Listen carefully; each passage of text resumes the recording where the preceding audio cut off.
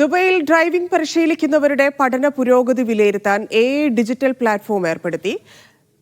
തദ്രീബ് എന്ന പുതിയ സംവിധാനവുമായി മുഴുവൻ ഡ്രൈവിംഗ് സ്കൂളുകളെയും ബന്ധിപ്പിക്കും. ഇതിലൂടെ വർഷം 2 ലക്ഷം പേർക്ക് ഡ്രൈവിംഗ് പരിശീലനം എളുപ്പമാക്കാൻ കഴിയും.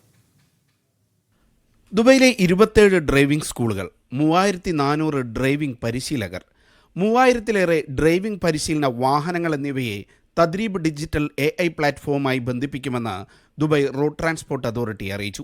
ഡ്രൈവിംഗ് പരിശീലിക്കുന്നവരുടെ പഠന പുരോഗതി, ലൈസൻസ് നേടാനുള്ള അവരുടെ യോഗ്യത എന്നിവ ഈ സംവിധാനത്തിലൂടെ നിരീക്ഷിക്കാനാകും.